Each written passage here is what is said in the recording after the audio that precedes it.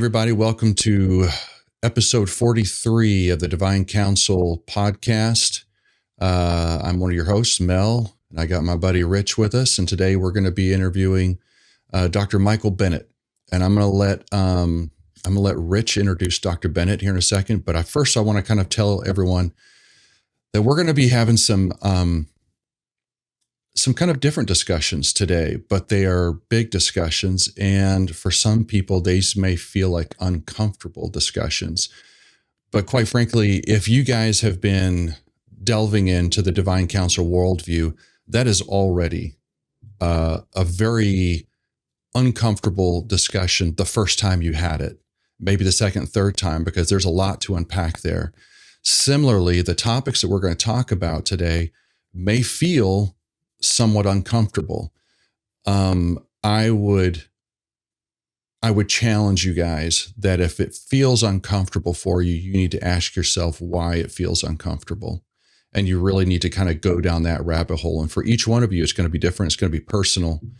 And you need to have that discussion with yourself and in your prayer life. You need to have that discussion. So with that said, I'm gonna let Rich introduce our guest, Dr. Michael Bennett. Go ahead, Rich. All right. Welcome. And today we have Dr. J. Michael Bennett. How you doing there, sir?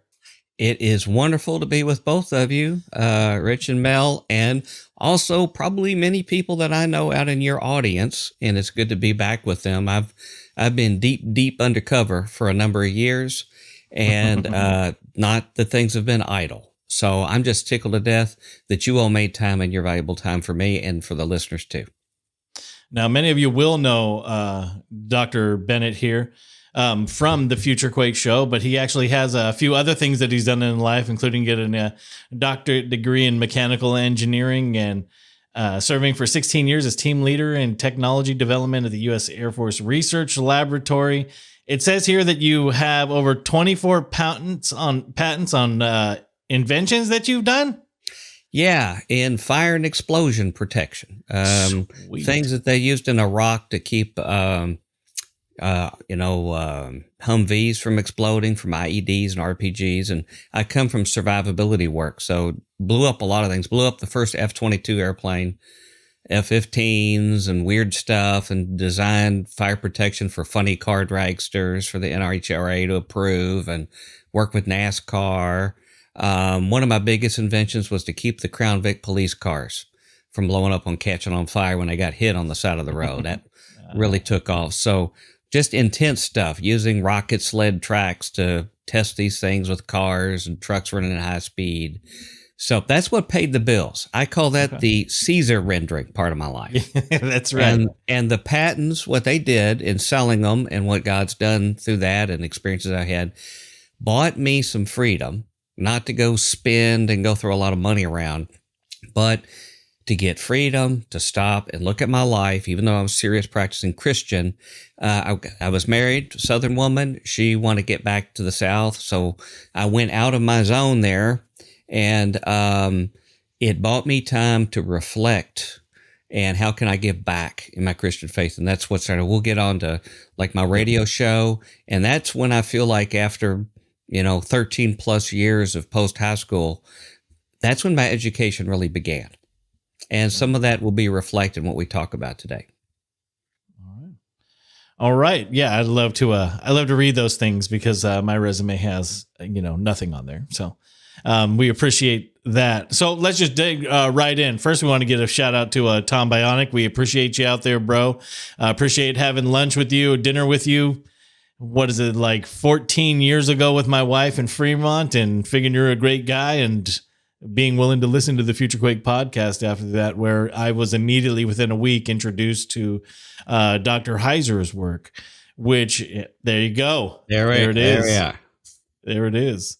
Which I'm sure many of you are. And even though I'm going to do this now, many of you who have never maybe heard of the FutureQuake show, go to the archive and find, Mike on there. There's a lot of other good things to listen to as well. But if you want to listen to early Heiser 2000 6, 7, 8, 9, then you'll want to go back there. And, just as a side note, if you want to go even further back to many of the beginning, you'll go to Coast AM archive and listen to those things. And you can see where Mike was all the way back as far as 2001, which is pretty fascinating. Mm-hmm. Now, when did you meet Mike or become familiar with his work, Dr. Bennett?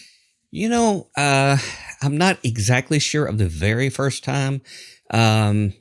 There was some online materials that were somewhat similar that I was exposed to right at the dawn of widespread internet use. And I would say that around 96. I became familiar with David Flynn's The Monument on Mars website, one of the most bizarre websites I've ever seen in my life. And Peter Goodgame's Red Moon Rising, which I considered a trailblazing site of, I call it alternative Christian media, but the internet opened the door for this. And so I was being prepped, and I'm sure I rubbed shoulders with his material somehow because I was familiar with him. But the key thing that happened was there was a show that the Gilberts, Derek and Sherrod Gilbert, used to do called Peering into Darkness that started in March 2005, which was like a month. Their podcast started a month before I actually launched the FutureQuake show in April 2005, but it was on the radio. It was on WRFN, Radio Free Nashville, at 98.9 FM here in Nashville. And so a month after that, I didn't know them until sometime later. So I'm not quite certain how I became aware of him. It possibly could have been there, but I had a face-to-face meeting almost immediately after that in July 2005. And of all things, it was at a conference in Roswell, New Mexico that had a real big impact on my worldview and interest from there on. It was almost like a Mount Rushmore of people in our circles. It was called the Ancient of Days Conference. Mm-hmm. It was hosted by Guy Malone, who's known as the alien stranger out there. And it was a Christian conference on weirdness and last days implications, right with all the New Agers and other people out there in Roswell for the UFO Festival. So it was like, a real small, eclectic crowd and, somewhat modest effort.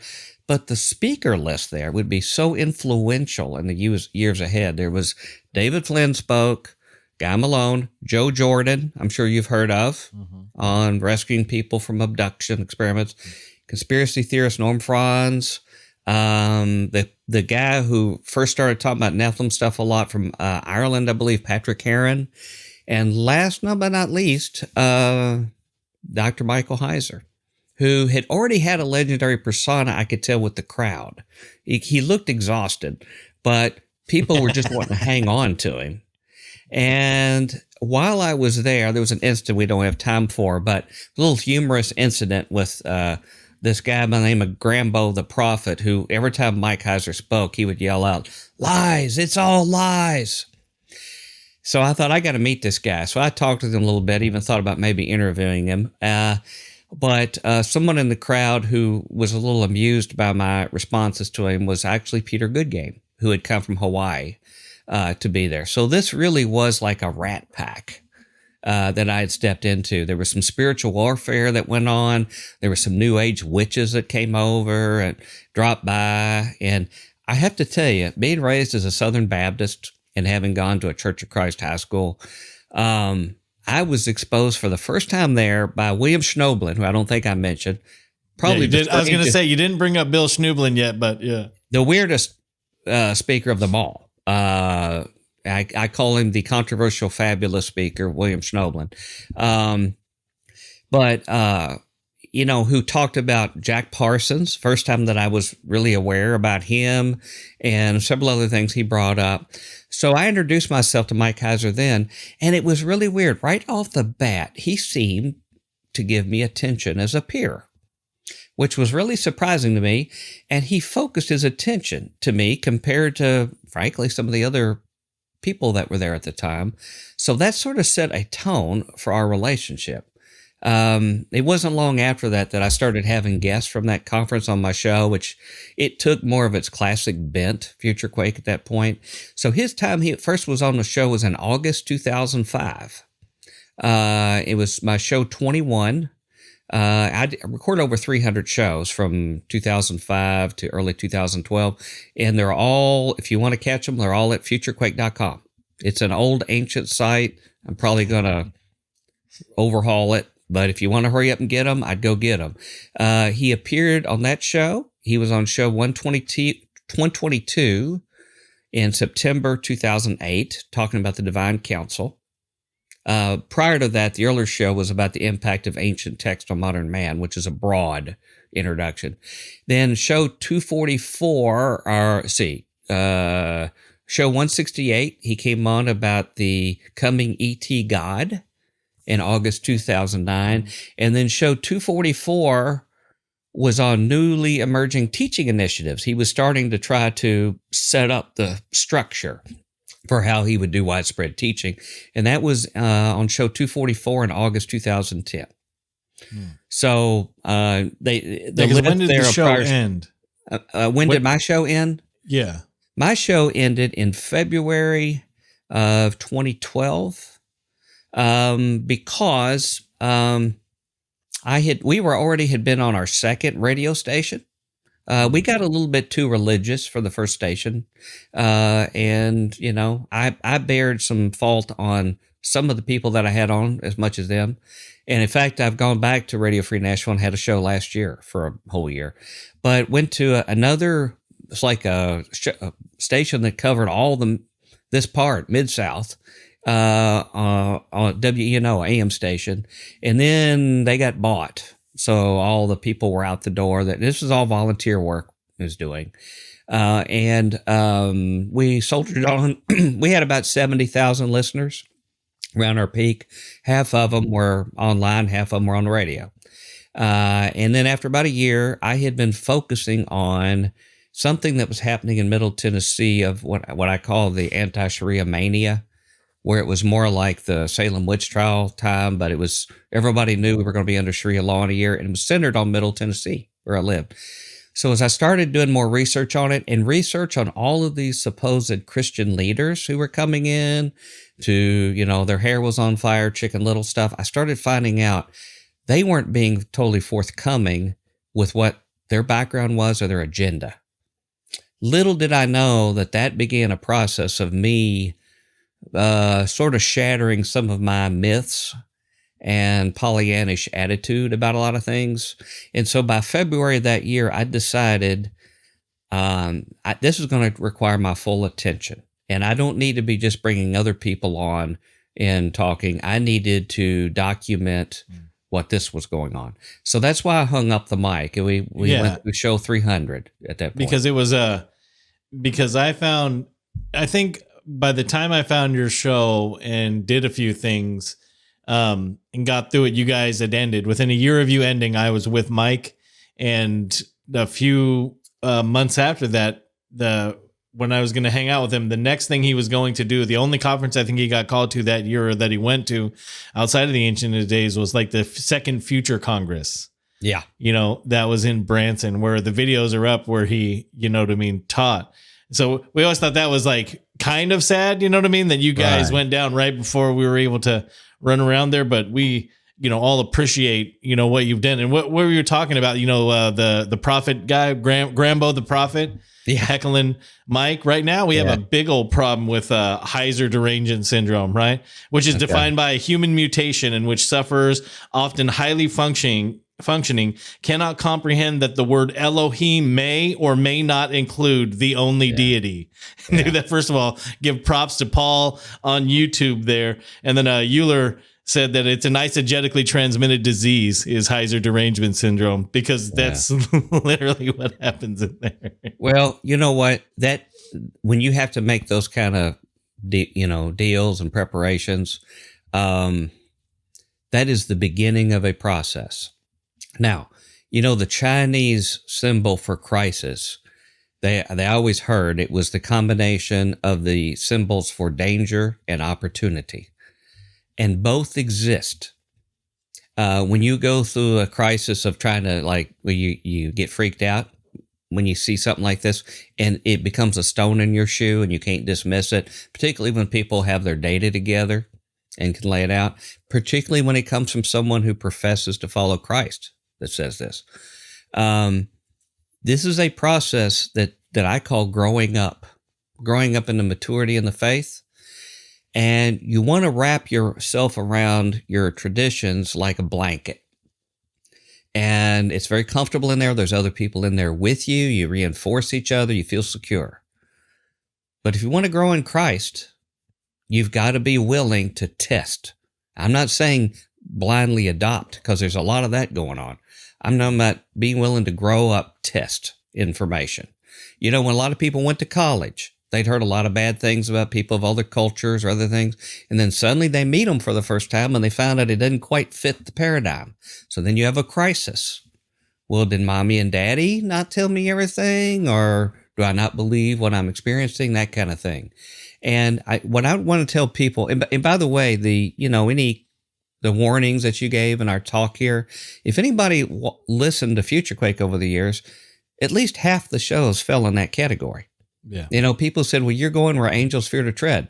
And so what my goal was, because I've been blessed with a very rock solid, orthodox, very fundamental evangelical Christian upbringing, of which I'm grateful for and of which I still treasure and value and believe. But because of that, I would always try to remind everybody, our real commitment is to Jesus Christ. So when you're looking at things that are outside your comfort zone, what you have to test is my first priority Jesus Christ? And does this have any impact on him? And one of my adages that I've come up with and I recite often is that which we do not critique, we worship. Probably one of the best definitions I have of worship is when you set someone or something at a point beyond any further critique. And so it becomes rather the square by which you measure everything else. You would think, theoretically, that Jesus Christ should be our soul, and he should be. But we have let so many things in our culture, our upbringing, or things we've heard, or everybody assumed was right, be surrogates. They look sacred. They appear to have the appearance of sacred. Everyone around us treats it that way. But it's not Jesus. Well, this is why Mike would say, don't be afraid of your Bible and what it says. Because I can remember in 2002, my pastor going through the book of Genesis as a Calvary Chapel, and it was verse by verse. And even though I'd probably read that, I'd never heard the interpretation from the Nephilim side of that. And I was so offended by that. Yeah. And I was like, absolutely not. That's absolutely horrific, disgusting. You know what I mean? There's no way that God is allowing an angel to come down and, do these things. And, but there it does. It just eats at you like a rock in your shoe. And you're like, all right, well, what does it say? And why does it say that? Because I had no problems believing in the supernatural or things like that. But the supernatural fornicating and producing children with, and then, with, men, that was a tough sell for me, back in 2002. But then, it doesn't take long, over time, really. Like, I'd imagine I couldn't even have heard Mike's work before 2008, I couldn't even have heard it before then, well, because they still had those presuppositions and things. And just like you said about your evangelical, upbringing, it's very interesting because some of us that didn't have any of that don't struggle with certain things that people who do. I've had a couple conversations this week with people that are in more on my side of the boat, that we didn't grow up Christian, but in a different. So some of the things that people are wrestling with right now in their Christian faith, and even some of the things that we'll talk about, aren't what some of us do, because we just weren't, we were never given those lenses and those goggles. All right. So let's move on to talk about this book. Let's not beat around the bush. Let's be, here's what we're going to do, folks. We're hoping to do two things here. We're going to ask him to give us the premise of his book and what it's about and why it impacted him personally, because that's really where it comes from, right? Is like, if you're researching this stuff and it doesn't have an impact on you, then why is it that you would continue on? And obviously this meant a great deal to you because you laid down a lot of things in order to produce these different works that you have, including you're working on the Holy Wars Chronicles, but specifically we're here to talk about this one, which is Two Masters and Two Gospels, Volume 1, The Teaching of Jesus versus the Leaven of the Pharisees in Talk Radio and Cable News. Yep. Right. And this was published in 2020. 2019? 2019. It was April 2020. It was when it was released. April 2020. Oh, nothing happened at that time during the world. All right. So this is it. Why don't you jump in and go ahead and tell us about your book? Okay. Well, I mentioned to you before that the whole Islamic anti-Sharia mania caused me to switch gears and to sort of disappear and go underground writing. And I had a flurry of writing. I thought I might even have enough material for a book, maybe.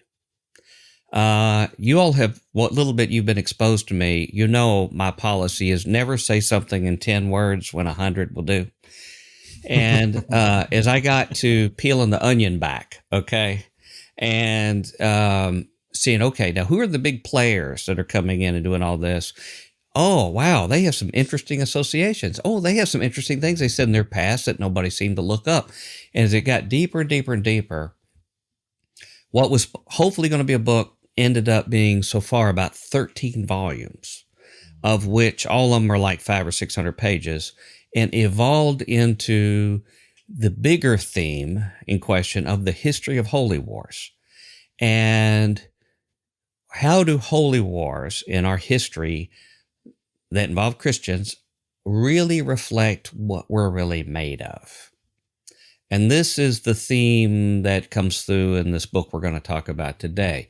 Everything that goes on in our world, and the fact that we hear from our Christians in our neighborhoods, our church, on social media. The other adage that I use is that an opinion says as much about the opiner as it does its subject. And you think about that for a minute. When you express an opinion, you're really showing as much about your past, how you process and interpret things of the world, as much as who you're talking about. And these concepts really intrigue me and have formed the basis of what I think has potential spiritual fruit, where I can maybe give something back to my brothers and sisters in Christ. But I'll say this before we get into the controversial information. Everything that I do, and the intention of everything I do, is to elevate Jesus Christ, that we would conform more to his image, that we would expand the kingdom of heaven, and that we'd be about his work before he comes back to receive us. Now, do I do it in a clumsy way at times? Sure. Do I beat down the wrong path for a while? It takes me a while to come back? Sure. I always tell stories of myself, about going down the libertarian trail, and there were some good things I picked up. As I said, I went down the libertarian garden and I saw some beautiful flowers like right of self-determination, the right of non-coercion. These type of things are beautiful. But then I dug down further and I found a lot of Darwinistic, selfish weeds. So what do? I picked those flowers, put them to my chest, kept on walking. And that's how life is. And that's how basically what people are seeing with FutureQuake, and then with my blog, the Two Spies Report, and now my books, is that I'm just sharing as I am asking questions with other people. But always remember that what we say and what we say about third parties is saying a lot about ourselves. And I don't know how much self-reflection Christians do. Well, the question they need to ask themselves is the one I don't hear them asking much anymore. I grew up in a classic Southern Baptist church, sort of out of the outskirts of town, not quite rural, but sort of in the middle. Simple folk, all blue-collar workers. We put a primacy on bringing people into the kingdom of heaven. When after church service, the next week, we got the visitors cards, and we went into people's home. Back in those days, they didn't shoot you for showing up unannounced. And you would go up in there, and you would find out about the people who visited, and you would look for opportunities to see if they had a relationship with Christ. Because everything we did, everything about it, maybe too much emphasis, but the emphasis was everything we're doing has an impact on people coming to the kingdom of heaven. Now what I see, and what I really get to even toward the end of the book of our subject today, is I don't see any evidence that what my fellow believers say on social media or in my neighborhood or in our churches that they have reflected on, is this going to be a stepping stone or is it going to be a stumbling block to people looking on the outside to come to Jesus Christ? Yeah, and I make no apology. I'm sorry? I was like, this is a major problem, right? Like when I went over to Europe and was spending time with Europeans and started talking with them about Jesus, and instantly they thought of the Catholic Church. Yeah. Immediately that's what came up, and I would have to stop them and I say, listen, I see that when I said that, your mind immediately went to this. Yes. Can you please, for a minute, let us just look at the words of Christ, the things that he did, separate from what your understanding about what you see is, because it turns a lot of people off. I mean, I talk to people all the time on the streets, and when we talk about Jesus, again, these pop up. All they're seeing is like the Benny Hinns and the Swaggarts and the TBNs and, all these other, and there's many others. I'm not just, blaming charismatics or anything, but many other groups that people are seeing as Christians and they don't want any of it. On that topic, when I was asked to speak, surprisingly, at a United Nations conference on religion and spirituality, and I was invited as like a keynote speaker. This is 2008 in Montreal. And there, Edgar Mitchell, the astronaut, spoke about his metaphysical stuff, and a bunch of people you hear on Coast to Coast, household names, are all speakers. And it was on the reconnection of heaven and earth that was imminent and coming. Of the 300 or so people that were there, every one of them, except for a Calvary Chapel pastor with me, every single one of them was a self-professed spirit channeler or medium. When they raised their hands. So we're in a room of folk like this. I spoke about all of the different famous people of all cultures in history, including in our Christian culture, who claim to interact with deity-type beings, and what was the fruit of it. And I initially talked about when Adam and Eve, which is a story that goes across cultures, met the serpent, who said that if you accept what I'd say and do, then you will gain wisdom to be like gods and other gifts. And I showed how all of these figures, whether it was Muhammad or Joseph Smith or, some of the crazy prophets in Christian background, others, that they said the same message. And what I told these people who had been doing seances and mediumship and I said, when you go into that other world, you're like a tourist in a strange country, and you're walking down alleys that are dangerous when you've got money hanging out your pocket. And so you really need to find out who has shown themselves to be in your corner in the spirit world and will safely protect you through that. And so that led me to talking about Jesus Christ and the evidence we had about that. And all of those people, when I met them afterwards and talked in the hallways, I met all these people from Middle America, these women like you would picture working in the little missionary groups in your local church, But like one of them, as example, it had a bad experience with Christians. And she had good reason to be upset. Well, she talked about all of these people like her, little old ladies around the country who were baking cakes to the Queen of Heaven, like you read about in the Old Testament, and had altars to these Babylonian gods in their house. Because they basically went to a rebound romance to somebody else. And every single one of them, like women would tell me, my husband was beating me. My pastor at my church said, well, just hang in there. He's the authority in the house. That's right. That's your cross to bear. Story after story. And these people went into New Age beliefs and all these things, and they all had that story. Before that was, when I finished speaking, everybody was so disturbed, they had an impromptu conference, a panel session on challenging my assertion that Jesus was preeminent over all the other gods. And it was all videotaped, so I got videos of it. And it was really interesting because they had a Sunni, they had a Muslim scholar, they had someone from Kabbalah specialist, a Buddhist priest, they had the UN reps and all these other people there. And the Buddhist priest was next to me. He says, "You were a very brave man. But the Kabbalah specialist mentioned on video that I have that within the Kabbalah Jewish circles, they had ancient texts that were secret that they hadn't disclosed to the world that did prove that Jesus Christ was the Messiah of the Jews. And that in their circles, they had known that for hundreds of years, but have kept it a secret. My jaw hit the floor. And when I went and saw him afterwards with my pastor friend, because I wanted to witness there, I said, did I hear you right? And he confirmed. I mean, I have it on video, this kind of thing. But the thing was, these were people that we'd normally be terrified of. And if you weren't spiritually mature, you probably should be. Yeah. 100% you should be. Right. But they were wounded people that had a story. And we want so much to protect our turf, when that is the one thing Jesus told us not to do. We're to have the tar beat out of us all the time, like he was. It's a merit badge. We're not looking after our interest.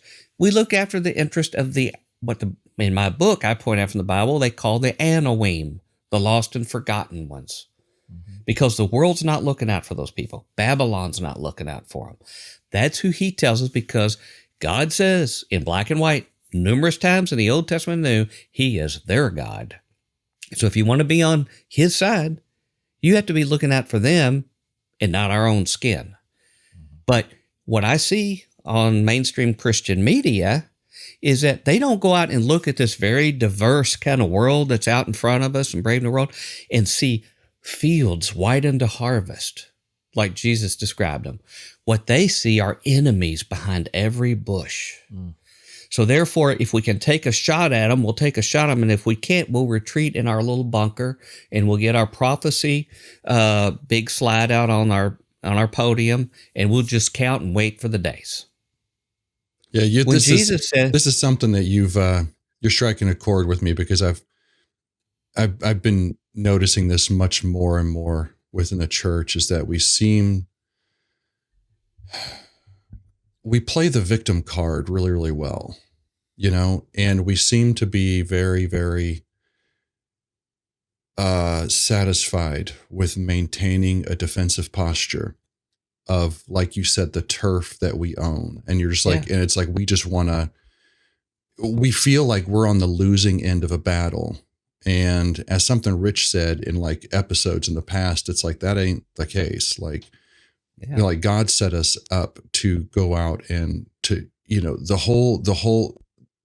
whole premise of the day of Pentecost was to go therefore into all nations, was to now like go and reclaim the cosmic geography for Christ. It's not like we are supposed to be an invading force, in the spiritual sense. We're not to go out and, thump people over the heads with the Bible, but we are in the spiritual realm.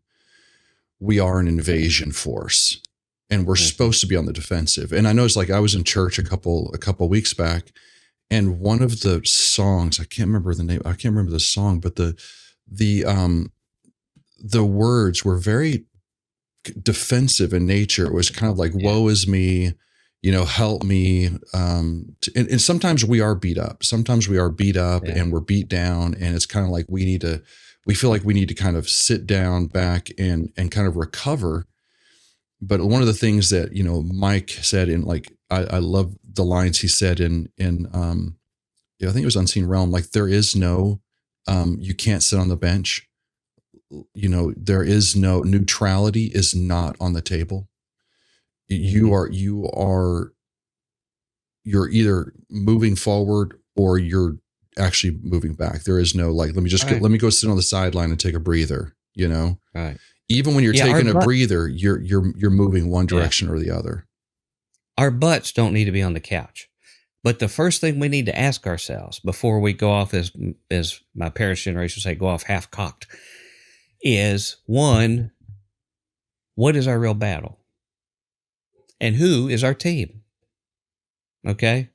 And who's the enemy? And that's the beginning. That's the beginning of, in my book, when I started noticing disturbing things that came to a head right around that 2016 election, just listening to people. The question I had to ask at the beginning of that book is, who is our country? Where is our citizenship? And I'm talking to Christians out there, okay? Where is our citizenship? I hear Christians all the time say, listen, America, it's our country. It's a Christian country. It's our country. And I know Rich has read somewhere in the middle of my book where I show where that was invented. Okay? It was invented for a non-Christian purpose in about a 2-year period. Everything that we consider sacred to the founding of our country was written by PsyOps guys in a boardroom. Okay? And that's what year was this? What year? Well, it started, I think, around 1948. Mm-hmm. And by the early 1950s, I can give you some examples out of the book. They're chilling, but it's all hardcore documented history. Mm-hmm. But the point I make is, when we say this is our country, we got to fight for it. I hate to tell you, Christians, if that's your country, then the kingdom of heaven is not your country. Your ultimate real citizenship and devotion is to one country. That's now, right. Do you need to be a good citizen? Yes. Obey laws, help your neighbor, and a broad definition of your neighbor. Yes. You should be a blessing to your community. But if your citizenship that you treasure most is the kingdom of heaven, should you not be doing the foreign policy and agenda of that kingdom? One example that I gave early in my book that shows the dilemma we have, and people who follow God always gets confused, was the example when Joshua was starting his expeditions. Are you talking about Joshua 5:13? Well, when he came and they met a soldier. I'm just going to read. Yeah, met a soldier. And their first question was the question that we ask everybody. Whose side are you on? Yeah. Are you on our side or are you on their side? Yeah, let me read this real quick. Let me just read this from Joshua chapter 5:13. I was open to that. It says, when Joshua was by Jericho, he lifted up his eyes and looked, and behold, a man was standing before him with his drawn sword in his hand. And Joshua went to him and said to him, are you a Republican or are you a Democrat? I mean, are you for us or for our adversaries? And he said, no, but I am the commander of the army of the Lord. Now I have come. That is absolutely God's response to those things. He is not part of any of those. He is way beyond it and doing a work that is transforming and reclaiming all of the nations of this world, not just this one that people think is the most important one. What did Jesus say when Pilate asked him, well, how come your servants aren't fighting if you're the king of the Jews? What did he tell them?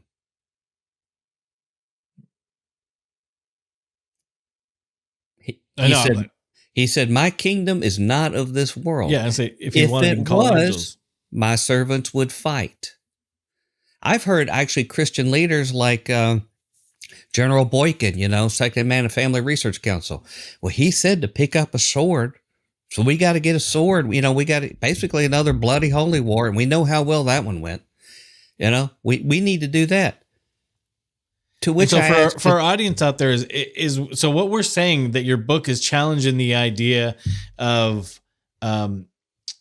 Christian identity in America, American Christian identity or patriotism, where they take it and where it came from. Well, and what you're going to find, what they believe is true Christian Americanism, they think that they're being loyal to America. And this is what happens in the world. This is what happens in the Babylon system when we get our eyes off the prize, okay? What you find out, you're not even fighting for America, even though you think you are. When you get into the history that I show in this book of what established our associations, the narrative, and believe me, I've been given that narrative my whole life, raising up in a wonderful Southern Baptist church that I'm thankful for, Church of Christ High School, Calvary Chapels, the whole bit, okay? What we've been given is a certain narrative that is not looking out even for just America, a terrestrial. It is the agenda of a Babylon elite, corporate elite, who wrote that narrative And as I show, starting in 1940, there was a tight narrative and huge money spent to convince our theologians in seminaries, our pastors in our pulpits, and eventually us. They did it to our parents' generation and the ones before them. A very anti-Jesus, anti-kingdom of heaven agenda that somehow we have adopted is what American Christianism is. I adopted it. I thought it was defending Christ when I did those things. Okay? I'm not trying to say that the recipients are diabolical. Mm-hmm. We could have used some mature people. I give a couple examples of mature leaders who were not listened to that much but could see what was going on. Who can you name one? Well, yeah. There's a Reverend Ralph Lord Roy. His name comes to mind. I was so blessed to find a book, an old book on eBay. Some of the books that I have found, like real old ones, have changed my life. And one of them was his book after I'd already put this book together. It's a book from the early 50s called Apostles of Discord. And he focused on the first generation players that I had already documented from other sources that basically wrote this. I'll explain the biblical antecedent to it. A corporate wealth class agenda masquerading as Christianity. And back in the early 50s, he named names, and the people that were most in power were the emerging second generation of the Christian parachurch, Christian media leaders. And he reiterated all of my other sources, secular and Christian, that the second generation were going full bore into hardcore support for Nazi Germany, going for fascism, going for everything that we would find on its face value appalling, or at least we used to. I mean, I'll just be honest, in my neighborhood, these are all church-going folks that go to the local Southern Baptist megachurch block down the street. Okay. They work with young people.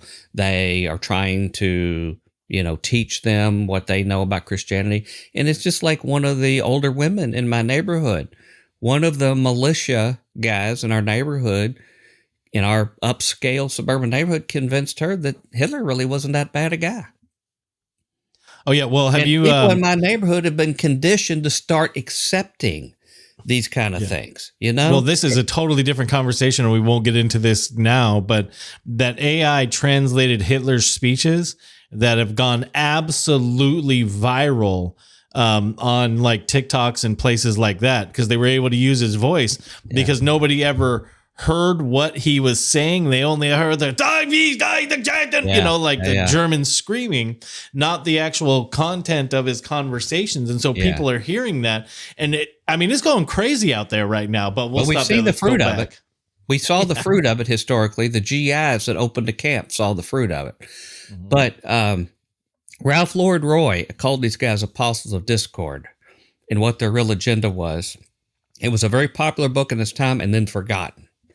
But back to the origins of it, the book. I was trying to finish the 13th or 14th and final volume of the Holy War Chronicles.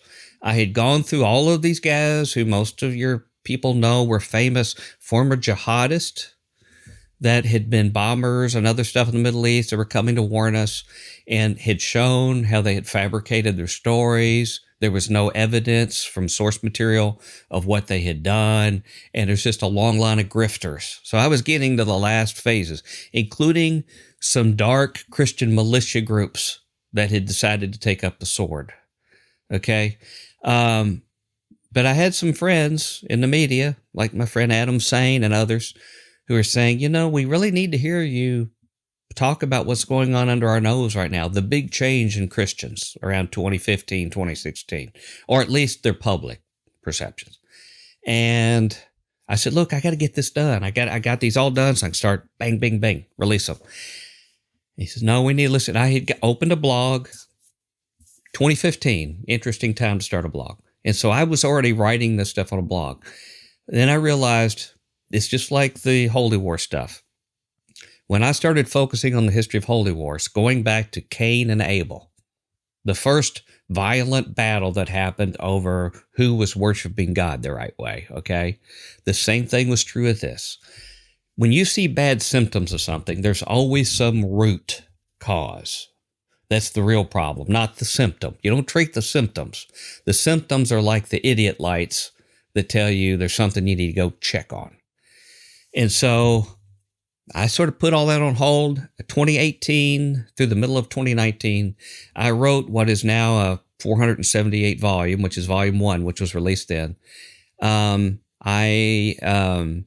wrote about 80% of volume 2, which was from the late 70s on, and then about half of volume 3, which is a totally far out FutureQuake, Divine Council, crazy, and all true story.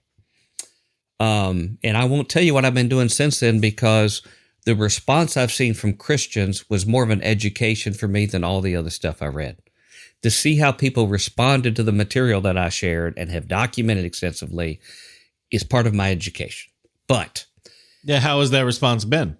Oh, well, overwhelmingly. Now I have to remember, I had about 70,000 just true blue followers that, they were so glad for my wisdom, for what I'd been able to share, how my commitment to Christ and kept keeping my priorities of Christ. And I'd get these effusive emails nonstop.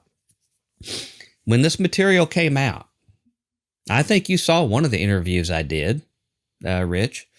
I know, well, maybe not. I know some others who told me they had, but overwhelmingly, people did an about face and thought, who is this guy? What is he trying to do? Now, they'd known me for, 15 years. And if you haven't proved that you're on the Jesus team by then, I don't know what you're going to do. But I'd done my homework. Do I have everything just right? Of course not. But I'd done my homework. And I had a good reason for what was being said. But it bothered people so much more than talking about Nephilim or Divine Council or anything else. Right. And it was nothing but Jesus-centered. It was gospel-centered. It was true idolatry. Centered. It's true idolatry that people are engaged in, worship to, that their allegiance and thing like that is. And it's one thing to question like some of those other ideas. It's another to actually question the loyalty and heart of a person, even if they don't even see it that way. Even if they don't get it themselves. But that's what you're questioning when you question their Christian beliefs. Because I remember back in 2001 when a lot of people were praying for, the military to, exact justice after that. And I was tripping because I was like, I was tripping because I was like, just started walking with the Lord. And I'm like, where are you guys getting this? Like that you should be praying like this. Cause I was just going to all kinds of prayer meetings and things like that, but continue on. Always. Now, what I've seen, all these incidents, there's a cabal of opportunists. Some of them are ideological opportunists. These are not like carrying Jesus water, okay, which is the only thing that should be in your pail is Jesus. Right. They're not doing that. There's ideological opportunists that are scary. Then there's financial opportunists that are grifters, and they get onto these things because it's so easy to scare Christians and to put them in a flurry, to forget that God is in control, to get us distracted from our mission. And believe me, it's not a red guy with horns and a tail that's going to tempt us into doing, the evil's work. It's going to be somebody who's probably going to even say Jesus sometimes. He's going to say the Bible, may hold it up occasionally. That is where the temptation is. That's when, the wolf that looks like a wolf is not a danger. The wolf that's got the sheep's clothing on it, that's where the danger is. That's why when we finally got to hear the only post-crucifixion and ascension commentary from Jesus in the letters in Revelation, you don't see him focusing on all these external threats like the oppressive Roman government, or these other pagan religions doing stuff. It was all stuff that was going on in the churches and was being accommodated in the churches. He told Ephesians, after he complimented them, you've lost your first love. You're still doing good things. There's still some good works. But the important thing, more important than your good works, is that you lost your priorities and your first love. That's right. And that's what I see, what happened in me. It's what's happened in my believers I see. If I didn't care about the kingdom of heaven expanding and more people coming in, then I would just worry about myself. And in religion that came before Jesus showed up, even if you obeyed the Mosaic law, that's all that mattered to you. You didn't care about what your neighbor did or their attitude. You obeyed the law, you did your things, and you kept your nose clean. Well, here comes Jesus, and he basically answers Cain's question in Genesis. Am I my brother's keeper? And the answer is yes. The answer is yes, because in the kingdom of heaven, you are the servant of all. You don't focus on just you getting in there. You got to get everybody there, including the people who scare you. And this has been, sort of the problem. If you hear all the Christians honestly, this is as far back as I can remember, Christians constantly banging the drums about politics and all these things that are going on while they don't obey the king. Like, I don't care what people think about when I go and I have my meetings and I meet with people and I do these things. Like, if you want to believe A, B, C, or D strange thing, that doesn't bother me. But what is it that you're actually doing with your life? Are you obeying Jesus Christ? Are you having a relationship with him? Do you have fellowship with him in these things? And yet I can go to a congregation that I've been at for a year and have never had one prayer meeting there. Yeah. Like, they have the one prayer meeting of 8 people at Wednesday morning at 6 a.m., but then no other things. Like, these things are the ones that are not being done. Yeah. Instead it's all these other things that are talked about. So, like, when you're talking about, by the way, Rich, I'm not saying that we should have a monastic lifestyle, that we just go and have an ascetic life and depart. When we start looking after our neighbor in our community, it's going to have an inevitable political side effect. Okay. Mm-hmm. And this was broached when Derek Gilbert interviewed me when this book came out, and he was a little taken aback by the meat, because I went through and put hard facts of the history that you couldn't dispute. And I felt like, in a sense, he was trying to turn it into, sort of split the audience, almost like how Paul did between the Pharisees and Sadducees, when he said, okay, well, enough of all this, just tell us who you think we're supposed to vote for. Which is not the question Christians should be asking. The Christians should be asking, what is our priorities of the kingdom of heaven? Yeah. And then the side effects come off of that, okay? But what are we going to vote for? And it was not part of our discussion, and I had to respond off the cuff. But I said a quick prayer, and I said, it's up. Your listeners, just like they are here, are grown-ups, okay? They're grown-ups. I don't have to tell them who to vote for. But I will suggest this. How about just one time, instead of going in that ballot box and looking after yourself and looking at your people, your tribe, your clan, how about you go in there and vote for all the people who don't get to vote, all the ones who can't, people in nursing homes, people in assisted living, psychiatric wards, people in homeless shelters or on the street, people in prison, the long list. These people comprise a larger part, including the poor, of what God calls the Anawim. Okay? And I give the definitions in my book over and over and over again in the Old Testament. That's the Hebrew word for it, okay? And he says over and over again, I am their God. I'm the God of the people who don't have political connections or don't have, Wall Street's not interested because they don't have any money to invest. Madison Avenue's not interested because they don't have a lot of disposable income to buy stuff. Okay. Politicians they're not interested because they don't have political contributions they can make or other power that they can. So they're forgotten. How about if nobody else looks after these people and they're totally helpless and dependent? Shouldn't Christians be the last people that they should be relying on when these things happen?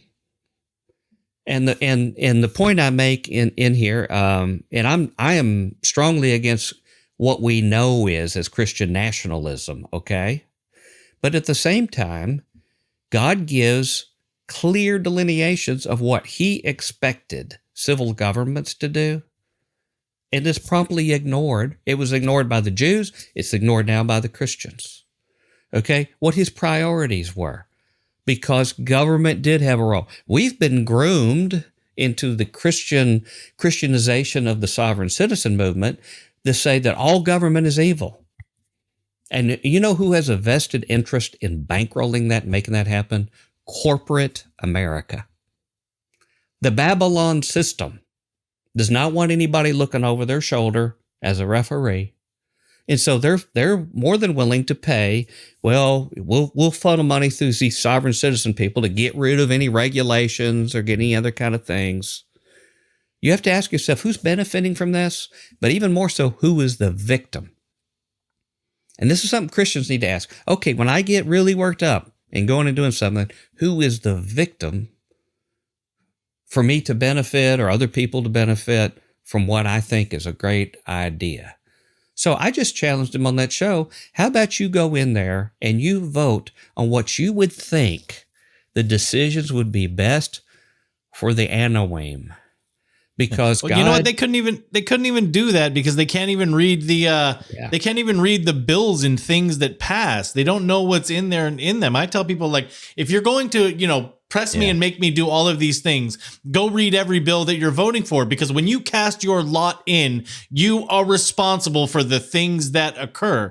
And of course, we're absolutely political. Do you know how many times I'm telling people to change their allegiance from the darkness of this world and the country that they are in to Jesus Christ? That is political in every single way. I may not go out and bang doors or do anything like that, but I'm out there in public constantly telling people, change your allegiance. And where are most people's allegiances? From when they're a child, to the state, to this country, and to those ideas in which it is a part of, that they should have renounced at baptism when someone baptized them. Well, to bring this back to the comfort zone of our listeners with the Divine Council, okay?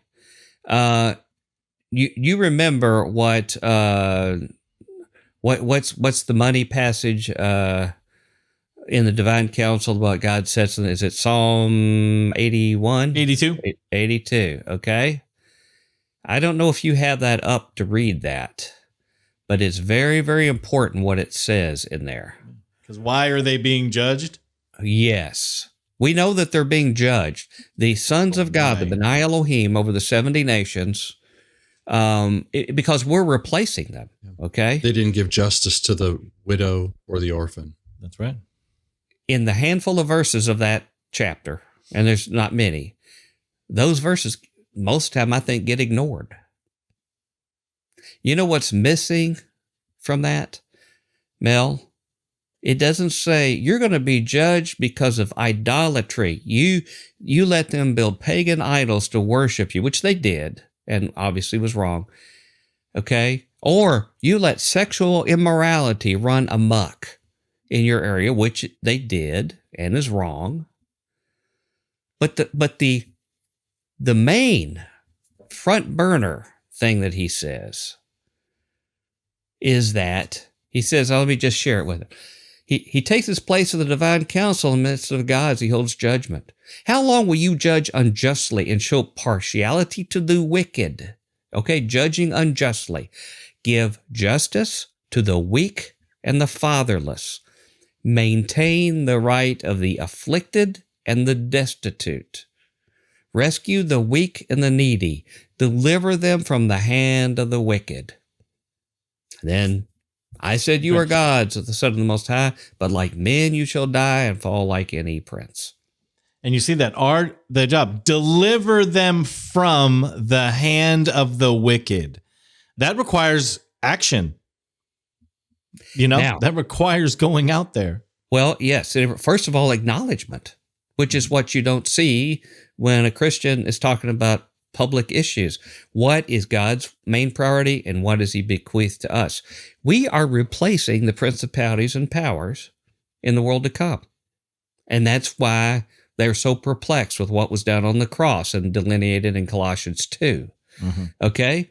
So he's going to hold that same expectation of us.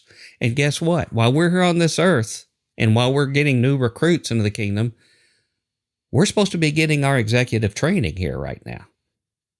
Okay? He's gone on the record saying what he expects of people who are going to lead others. In the majority of the parables Jesus told was about leaving for a while a master and putting his servants in charge to do his priorities and his bidding. You look at the parables, so that he can award them with their own type of sovereignty, like 5 cities or 10 cities when he gets back. He's already gone on the record what he expects them to do with their resources. And it's throughout the scripture. Get rid of the dishonest weights and measures. And he tells the leaders of these countries that want to follow him to get rid of the dishonest weights and measures in the marketplace with the merchants, and to also get rid of injustice in the courts, where the rich had preference over the poor and the poor couldn't afford to get justice for themselves. These are the things that never happened. Now, as you get later in my book, I point out some other things that were ignored. Jesus talked about the Sabbath years. Okay? Those would be incredibly unpopular today in American Christian culture because, one, it would nip in the bud a little bit our capitalistic greed, that we'd have to take a little break for a little while. Or leaving a field fallow for a year, letting it just grow without... Yeah, and we're not making more money. What are we going to do? Because Americanism and capitalism of Western culture has had more influence on us than Christianity has. Okay? They did not do that, but they also, this is going to even rub people even wronger. I mean, clearly, God is a tree hugger, okay? He says you need to let the land rest. The land's been good to you for 6 years. It has earned its rest. And that's why when it says, and people somehow miss this, several places in the Old Testament, when they are sent into exile in Babylon for 70 years, he says, I sent you for every year you did not let the land rest, so the land can rest. Now, how many Christians do I see? And in my second volume of my book, I go into one who had the ear of all the top people of the prior administration and is still doing it, that says we are dominionist and we have dominion over this earth. And so if we have to make certain animals extinct or take away, irreplaceable places or whatever, that's how we run dominion over the earth. Now, burn, baby, burn. So if that's how they're going to have dominion over the animals, do we want these dominionists to take dominion over mankind? Are they going to show the same mercy for those of us on the margins that they do for the animals and others on the margins? Which was, by the way, the first and only thing God even asked mankind to do, was to tend the garden and take care of it. And as far as I know, he's never rescinded that, okay? And we will be judged based upon that. Okay, so God said, look, I'm not sending you here because of the immorality or the pagan worship. You did not do the things like let the land rest and let the poor help themselves. It was just 1 year out of 7. I already told you I was going to give you an abundance, okay? Basically, it was like a 14% tax just for the poor. Can you imagine what Christians would think today if you said, well, let's reinstitute God's plan of a 15% tax for the poor? And that's what they're trying to do with Christian nationalism, really, is they're trying to bring these things in and saying that God's law implemented over the people would be the greatest thing. But they don't want to help the poor. They don't want to help the poor. Okay? They want to build more, take our plowshares and make them into swords. They'd like to do that. Yeah, well, many of them want to kick out also like people who were not Christians, They got Hindus in their area that they could probably do stuff with and don't do so. Which is a problem. That. I mean, like, it's not just, the poor, but look at all of the people that have been destroyed in this country over the past. I mean, let's just go 5 years. Let's go 5 years since 2020 and the children that have been crushed, the people that have been crushed with, masks and vax mandates and all those things like that. Not to mention, in the past, 30, 40 years with all the drugs, the crack that we could prove that came in that had nothing to do with just drug dealers, but the government that had a hand in those kinds of things and destroying that. I mean, you look up in Canada and you see that there are many drugs that are now legal that people just go get, meth and heroin and things like that absolutely destroy. And yet Christians are, running around and not thinking about any of these and how we deal with these. Well, to play on your point for them. You made about not helping the people who are different outside their circles. That's what I hear in church all the time. But we need to focus first on taking care of the Christians that need. And certainly, we do need to help them, okay? I'm not disputing that. Sure. But my response is, well, Jesus said even the Gentiles take care of their own. Jesus recognized that you take care of your own. That's not a kingdom of heaven unique attribute, That's just what anybody does for their own tribe, And in fact, if I remember right, the story of the Good Samaritan, did he pick up a fellow suffering Samaritan off the road and nurse him to health and get him back on his feet, Rich? Yeah. No. The thing is, that passage we read, which is a very important one, Divine Council teaching about, where he says, I say you're gods, but you shall die like men. We know where that's quoted later. Jesus quoted that referring to the Pharisees, okay?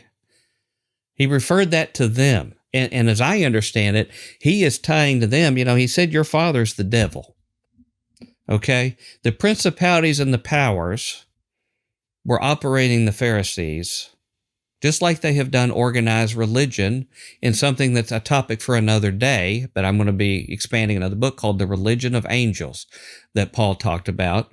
And it reinforces an inescapable conclusion I have now from his teaching and Stephen the Martyr and others, that Jesus' appearance, beyond redeeming us and ransoming us from death, was to spell the end of religion.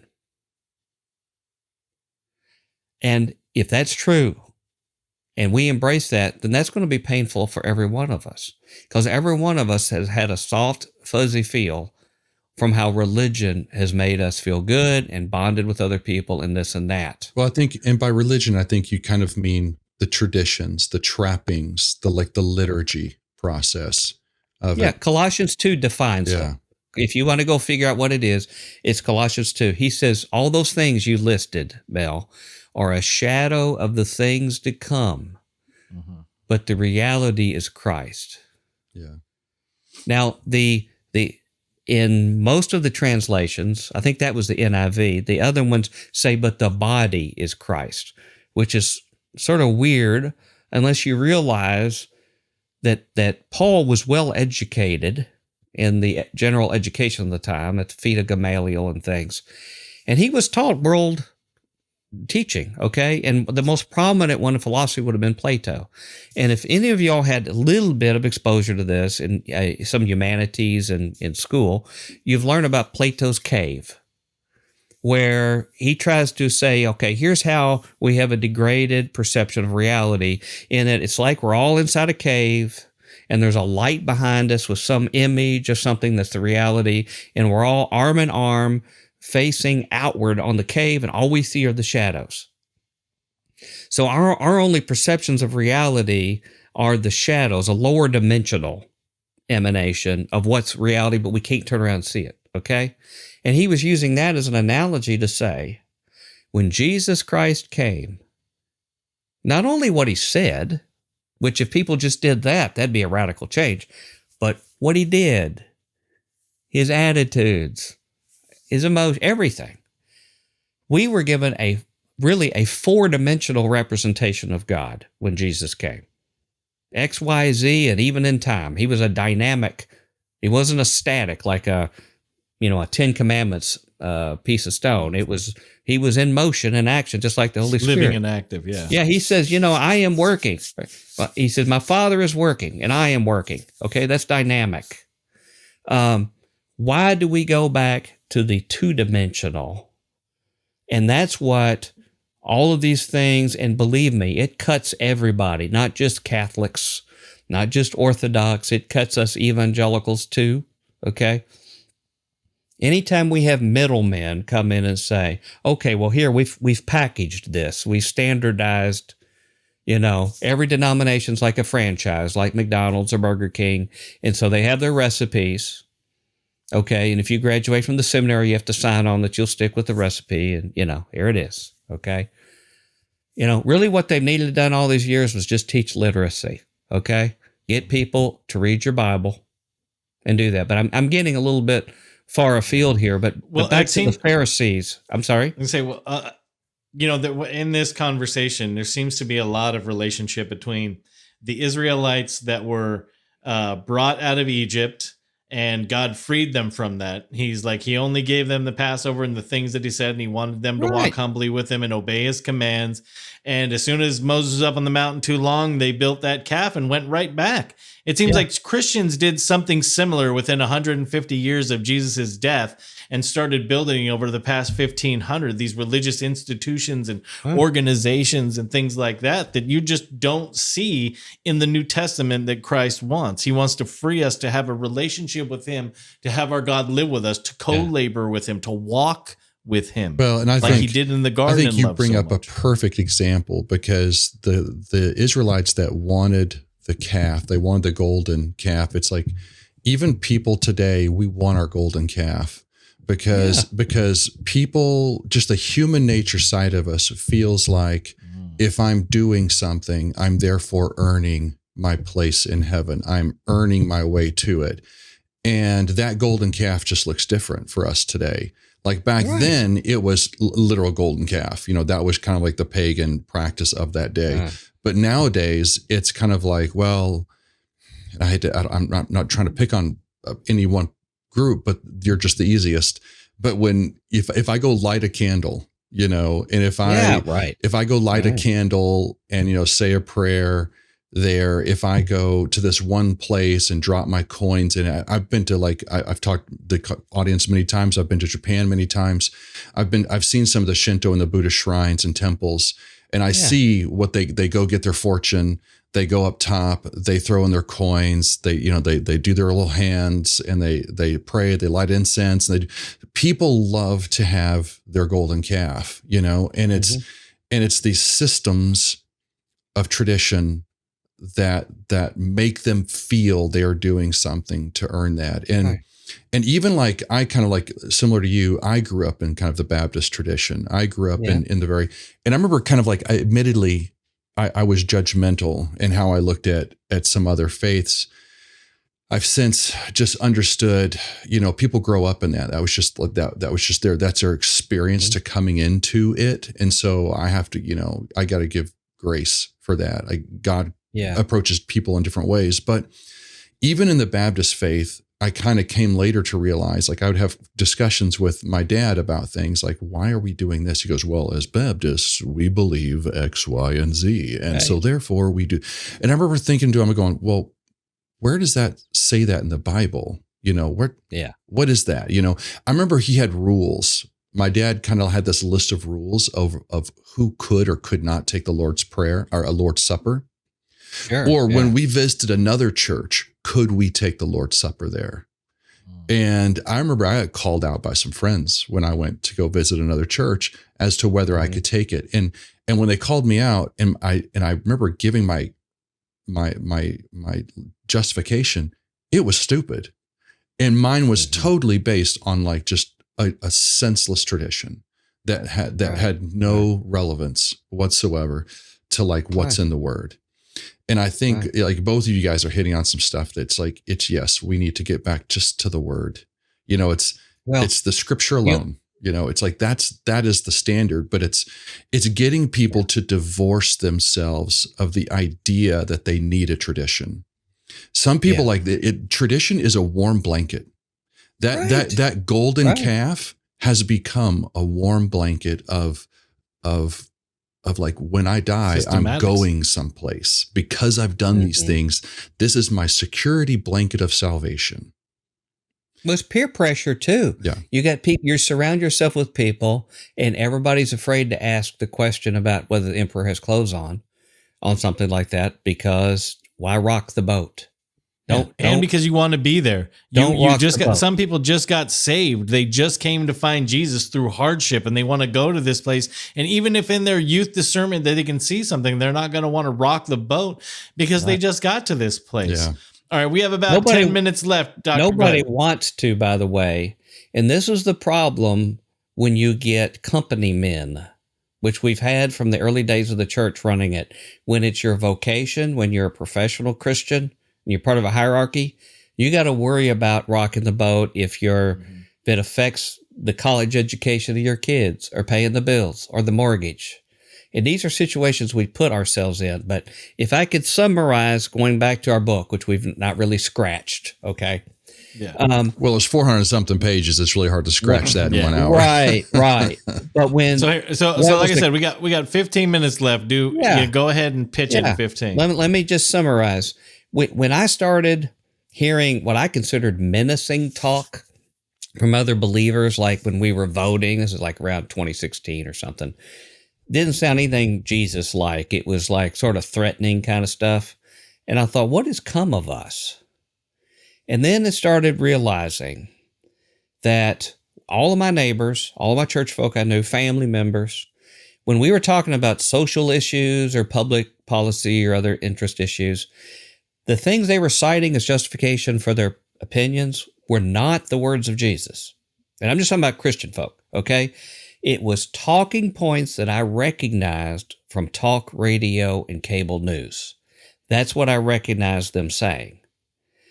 So then I started thinking about it and what little I knew about mind training and things like that. And I realized these people they may get 20 minutes or less of a sermon that might on rare occasion be about the kingdom of heaven or the Sermon on the Mount. And then it depends upon whether they're even paying attention. The rest of the week, they're a captive audience in their car, one-on-one, listening to a stranger through their radio tell them a worldview and a narrative.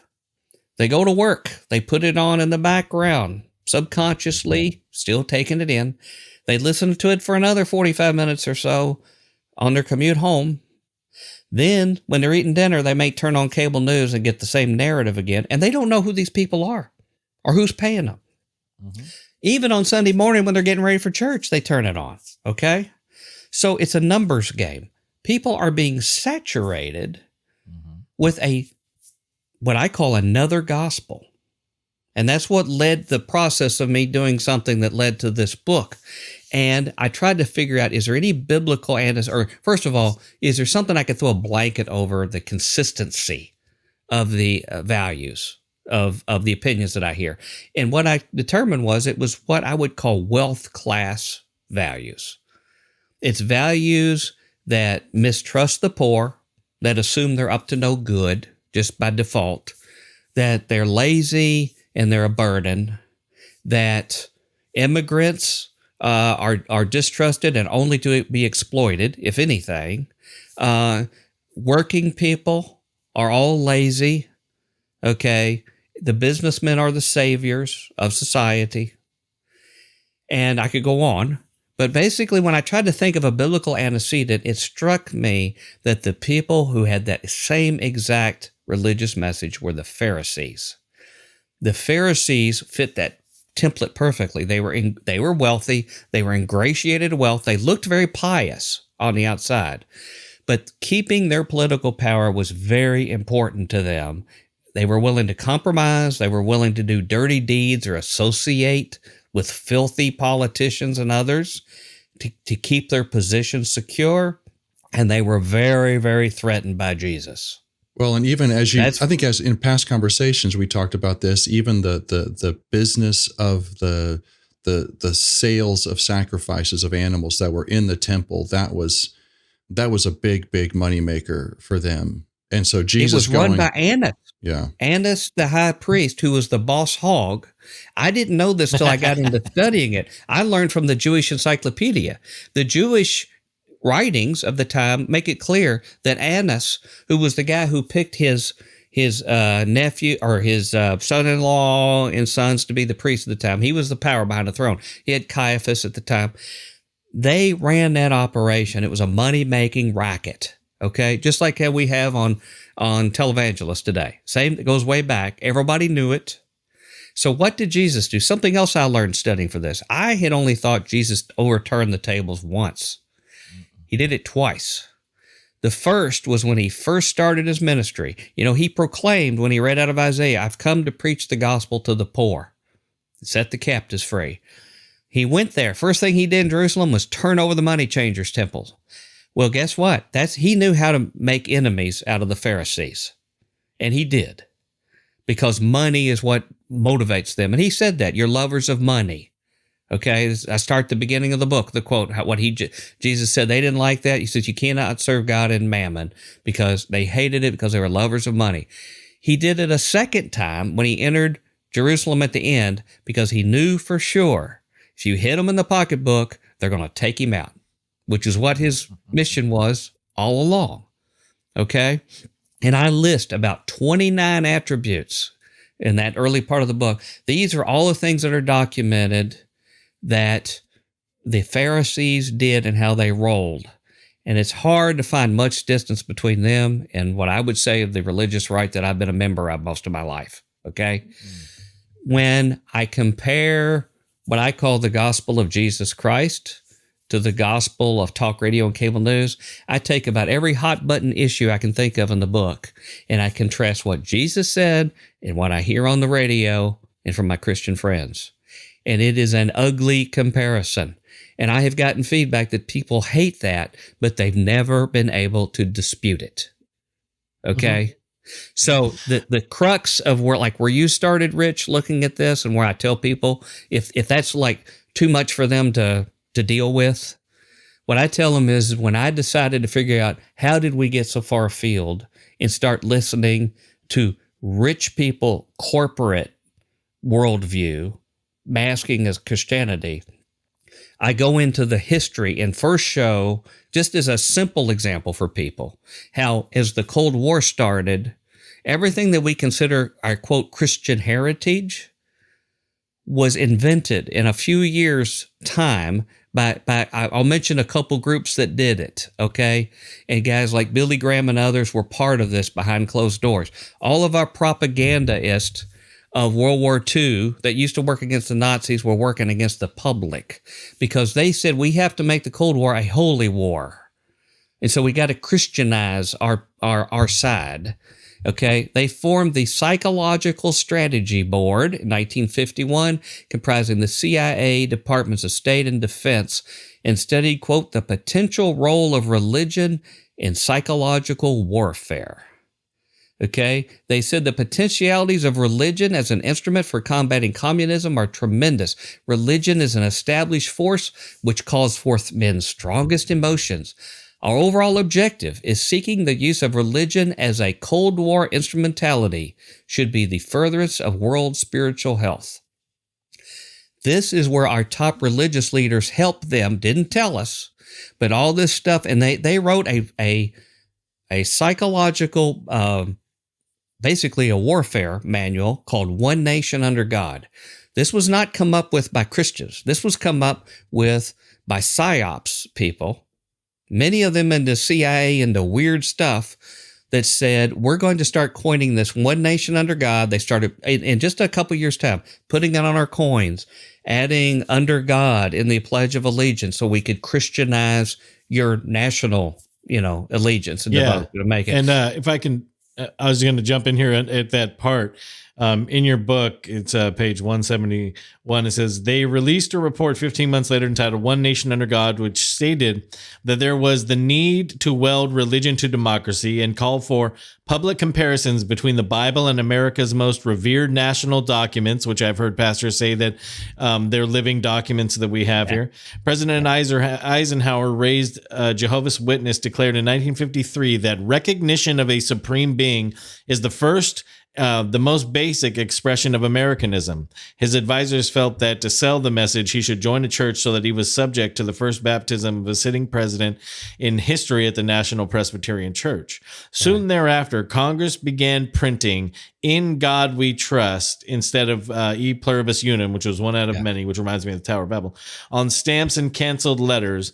and took the Pledge of Allegiance written by the Socialist Baptist Francis Bellamy, who gave sermons such as Jesus is a Socialist, with his endorsed form of an extended arm salute to the flag resembling a Nazi salute, and added under God to it in 1954. And although a number of Christian denominations opposed it, with debate of it discouraged in Congress as being a sign of disloyalty. Right. Anyway, go in ahead. fact, the churches were in collusion.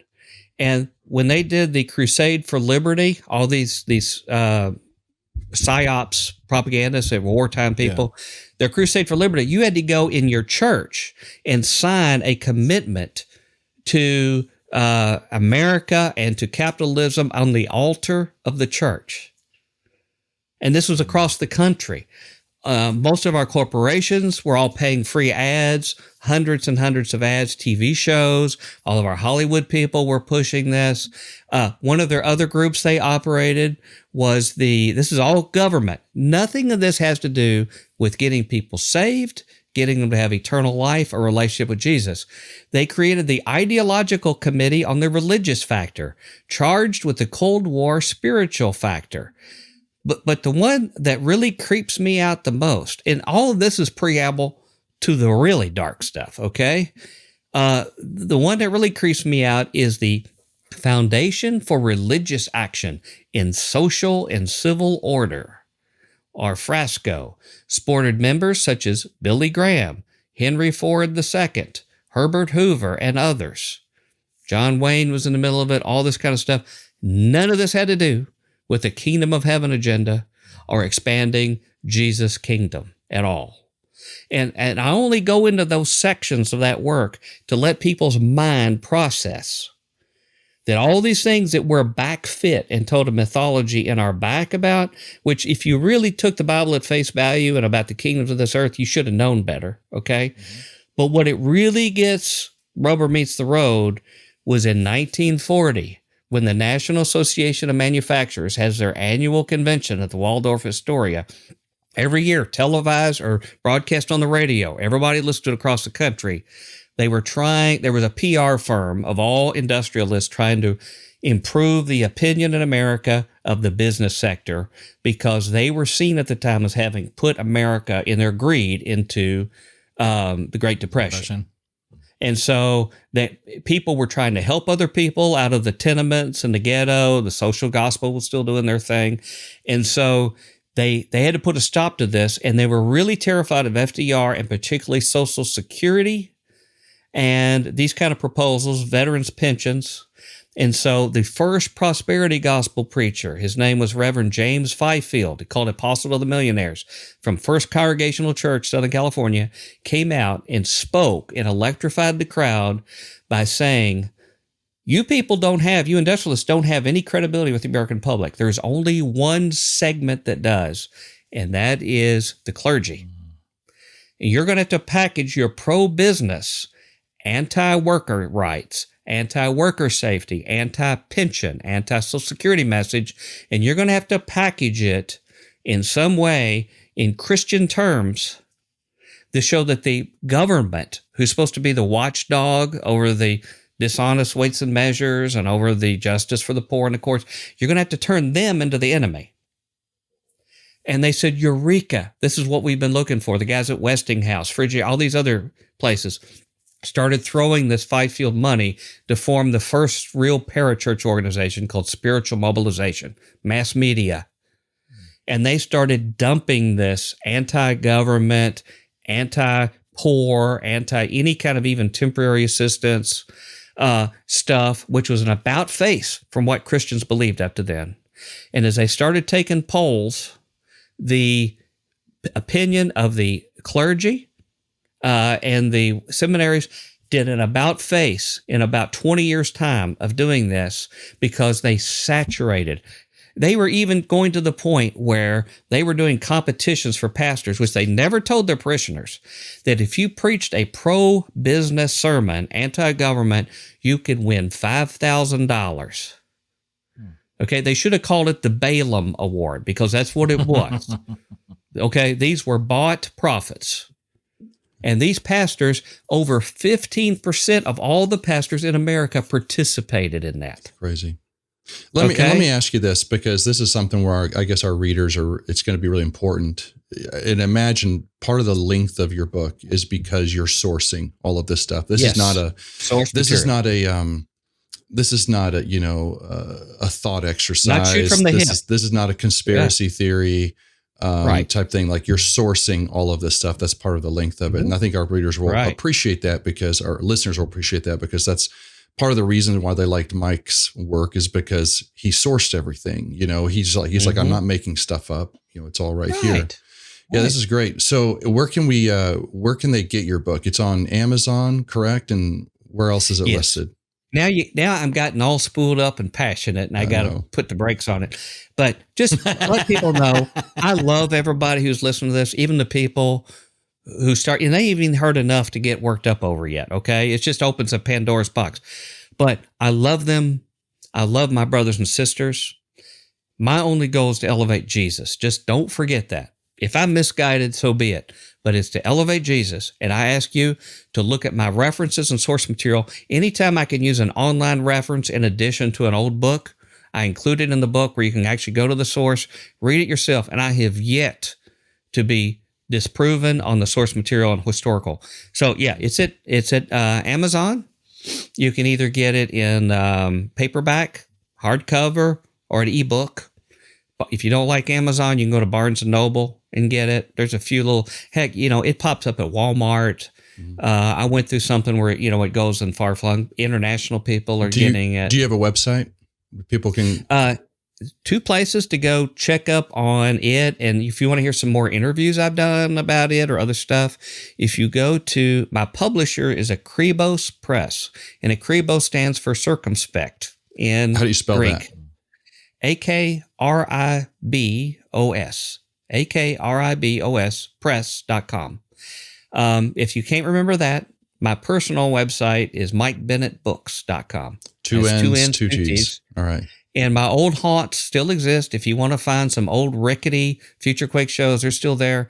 I did last year go back on the radio for a year, and then I encapsulated those shows into sort of a packaged podcast called the Two Spies Report that was dedicated to Joshua and Caleb. It's like the Christian Minority Report. And you can find that, the Two Spies Report, at Spotify or Apple or whatever like that. I push the envelope and everything because, if we're all being ditto heads, what's the point in wasting our time? If we say something, we all, Jesus is Lord. Great. We got that established. Okay. Let's talk about the stuff that's hard to figure out. And so that's what I do. Yeah. Sometimes it goes on the edge. Sometimes people say, well, maybe that's a hair too small. But if I can nudge people part of the way, then I think we've accomplished something. Well, and that's why the people, much more to come. That's why our listeners come here, because I think they're looking to be challenged. I think most people that listen to this podcast they're not here because they're getting this stuff in the church on Sunday mornings. Yeah. They're here because I think they want to be challenged. Both There's kind of more like attributes, intellectually, Mel. but even in kind of like, how do I put this into action? Which is like my Rich and my whole point to this podcast is, what do I do? What are some other things I need to be considering, working towards, and putting into my intellectual and heart treasure chest, so that I can go forth and kind of expand the kingdom and make Eden, make the rest of the world like Eden, even in my own little portion of the kingdom I've been given. Right. And that's why I was so excited when whatever led you, I hope it was divine providence that led you to contact me, because when I found out who your audience is, not only do I know a whole lot of them, okay, and share a lot of fond memories together of we've been down similar paths, but you sell your audience even further short, because I hold them in high regard as people who study, who take their Christianity very seriously, who have to be proven. They want to go read and get to as old a material, that's source material, for the other stuff that, because Mike Heiser, his legacy was to raise the bar of without, we see a lot of theologians and other people that do stuff, and you wonder if they're really trying to support the faith, okay, or just topple it. You can challenge the status quo and yet have the goal of reinforcing the faith. Okay? My faith, and gone through all this, has never been shaken. What the Bible says, you shake everything there is so that which cannot be shaken remains. And what remains is Jesus Christ. His teaching, the devotion and lordship, him being the cornerstone, as Ephesians 2 says, of the household of God, with the apostles and prophets, part of the cornerstone, or part of the foundation, but squared. Even they have to be squared with the cornerstone, Jesus Christ. So none of that will ever be shaken and only be solidified by what's in there. But it is a painful process to clear out your bucket and strain everything but Jesus out of your bucket you're carrying around. And I'm still in the process of doing it to myself. Mm-hmm. And there's stuff that you got a pretty good mesh out there and you thought you got it, and you look down there and there's something still in the bottom of the bucket. And we got to get everything out but Jesus. And I can tell you when there's a good sign that you're on the right path is when you get fellow Christians around you. First, it'll start with family. Then it'll start with people in your church or your neighbors. When they start getting uncomfortable with you and the questions you ask, and you start quoting Jesus for the questions you ask, that's when you're on the right path. And if you look in Scripture, the same things happen throughout God's people in history. You know, Abraham was looked at that way. All of them. I could go through a long list of them. They start being looked at a little funny, you know, with the questions that you ask, and that is part of the process of following Jesus Christ. And you know what Jesus says? He says, well, what's new? That's part of following me, you know? And I just want to thank you for this opportunity. I would love to come back and talk about some of the meat in the book. I tried to just sort of spew out a little bit there to whet an appetite. But I think you could agree. I mean, when you really get into particularly the second generation and the hardcore fascist stuff that they were doing, the guys who trained the Falwells and the Pat Robertsons, and there's a lot more I'm going to be showing, including like the biggest cult in America that basically took over the evangelical church in the 80s. But that's going to be for volume for 2. another time. We'll have to have another episode for that. Well, thank you very much for joining us, Dr. Bennett. We appreciate it, and do look forward to talking again. I look forward to actually just heading over to Nashville and spending some time, because that's only a couple-hour trip. That doesn't bother me at all. We enjoy that a great deal. And for our friends out there listening to this, one of the things that I would ask you for prayer for is that we're attempting possibly in Anderson, Indiana, in the first weekend of May to get a small gathering there. We have a congregation that is open up to us, which has 125 to 150 seats. We're working on trying to get people together so that people can meet other people, because one of the biggest problems that we have right now is people finding other people within their locale that they can spend time with and fellowship with and have these conversations and stuff with. So if, this is going to beginning of May, Lord willing, we don't know that it'll work. I'm seeing if possibly Fern and Audrey can come. Brian Shields, who was the interview we did a couple weeks ago, he would be the one hosting. Their congregation would allow us to be using it. It would be a Friday and Saturday thing, where again, we're trying to get people together for this, but pray about that. And if you're interested or wanted to talk about it, you can email me at micklot.rich at gmail.com. And so we thank you guys. We hope to talk to you guys again soon. Thank you. Yeah, thanks a lot.